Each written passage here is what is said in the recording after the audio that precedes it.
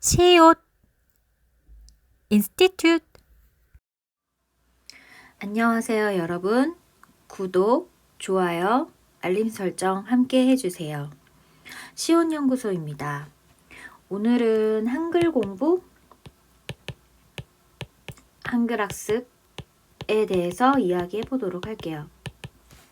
5세, 6세, 7세 자녀를 둔 학부모님께 좀 도움이 될 만한 이야기가 아닐까 싶습니다. 저는 유튜브를 그렇게 활용을 하거든요.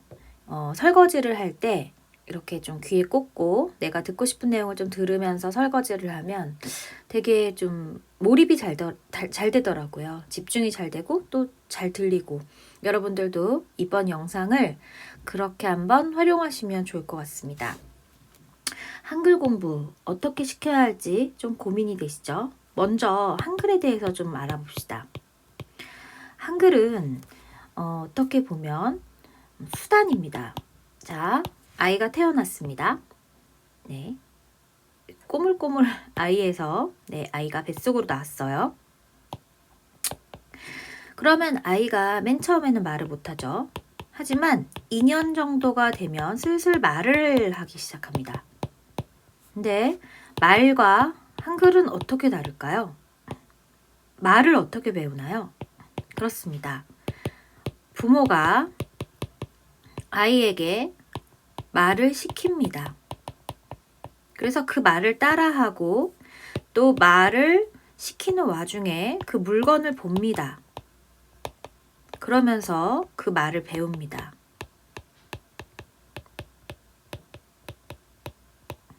자, 한글은 무엇일까요? 말을 배웠는데 그 말로만으로도 소통을 할 수는 있습니다.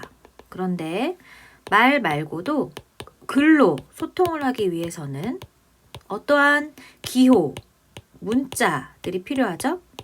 그 문자가 바로 한글입니다. 그렇다면 한글, 과연 어떻게 공부를 시켜야 될까요?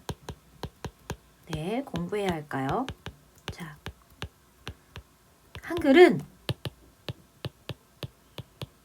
공부가 아닙니다. 수단입니다. 그래서 한글은 결국 아이가 말을 하고 물건을 보고 또 환경을 보는 그 순간부터 이미 한글 공부는 시작됩니다. 예를 들어서 엄마가 책을 보여주면서 여기에 지금 뭔가 토끼 한 마리가 있다고 합시다. 자, 얘가 토끼야 라고 얘기를 해줍니다. 그럼 아이는 반복적으로 이게 계속 이 책을 보게 되면 그 책에서 이런 애가 나오면 얘는 토끼다 라는 말을 하게 되죠. 그런데 엄마가 책을 보면서 토끼가 나왔는데 그 옆에 있는 글자인 토끼를 가리키면서 이걸 토끼라고 써 라고 하면서 토끼를 가르쳐주면 아이가 반복해서 그 책을 볼 때 나중에 이 토라는 글씨는 읽게 되고요. 끼라는 글씨도 읽게 됩니다.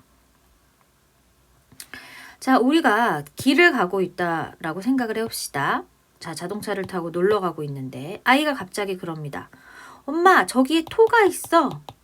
토가 있어? 그게 무슨 소린가? 하고 봤더니 현수막에 토지매매라고 써 있었다고 합시다. 그 중에서 아이는 이 토를 읽은 것입니다.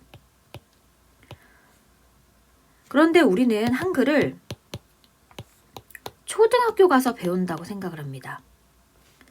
초등학교에서 1학년에서 아이들 다 같이 30명이 모였는데 기역, 니은, 디귿, 리을 이거 이렇게 하나씩 공부하는 거 가능할까요? 이미 아이들은 말을 하면서부터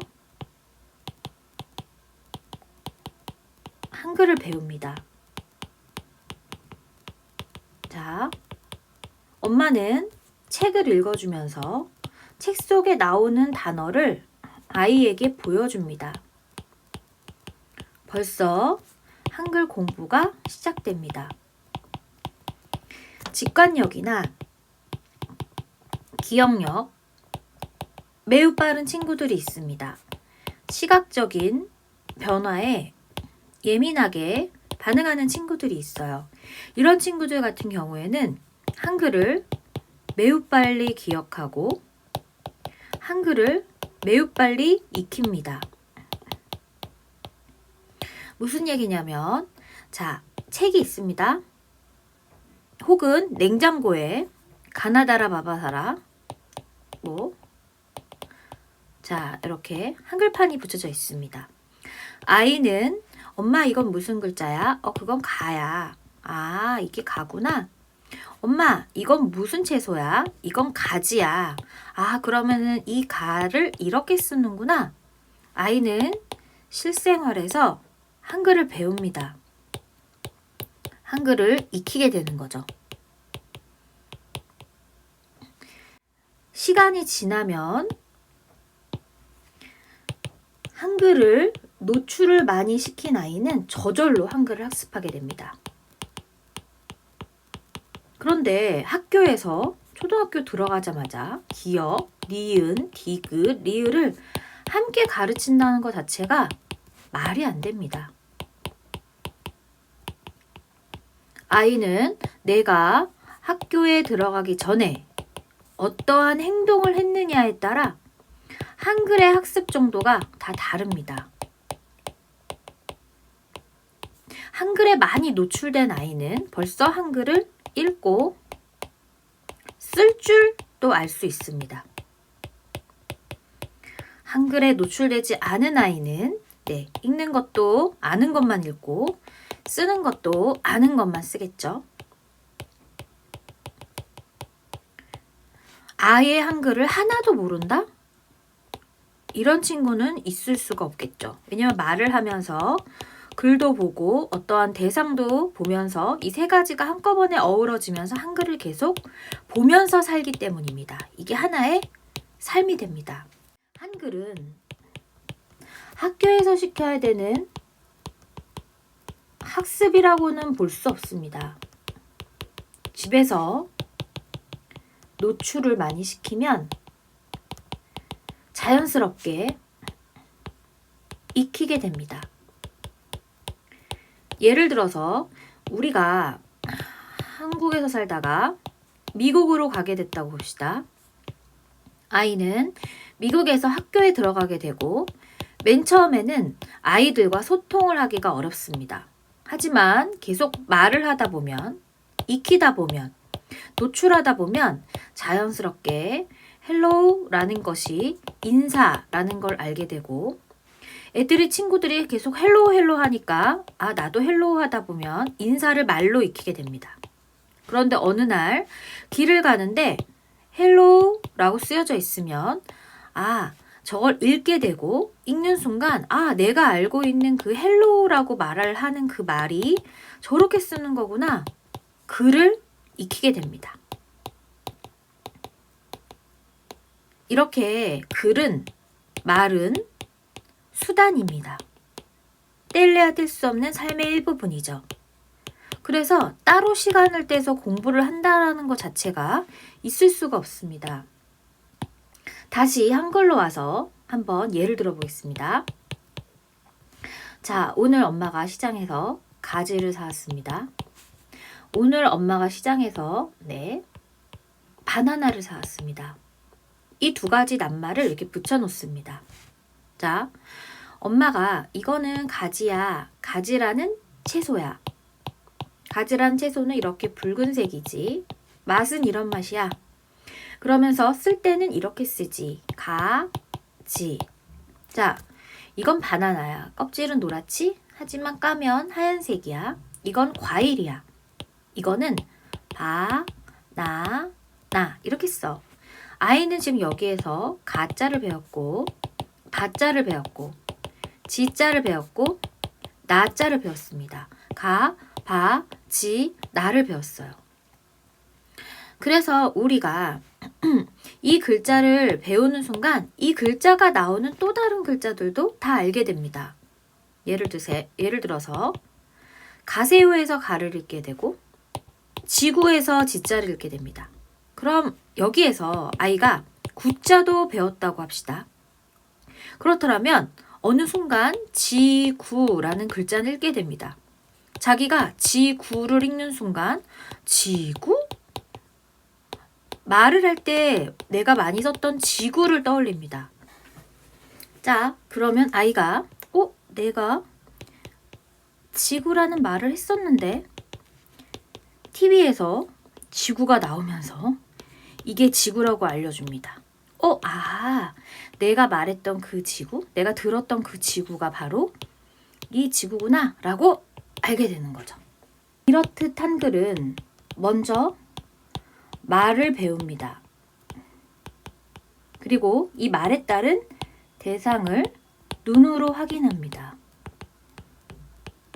그리고 나서 나중에 글을 익히게 되면 결국 앞에서 배웠던 이 말이 글과 연결이 되면서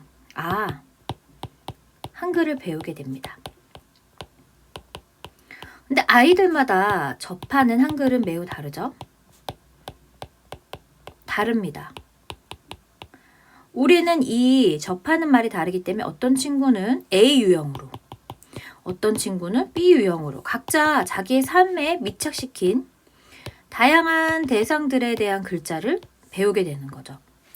초등학교에 들어갔을 때 아이들마다 각자 아는 단어는 다 다를 수밖에 없습니다. 그런데 그것을 기억부터 다시 가르친다? 제가 볼 때 이것은 매우 무리한 요구입니다. 만약 한글을 좀 가르쳐야 한다, 조금 더 노출을 많이 시켜야 한다라고 생각한다면 유치원에서 노출을 많이 시키는 것이 좋다고 저는 생각합니다.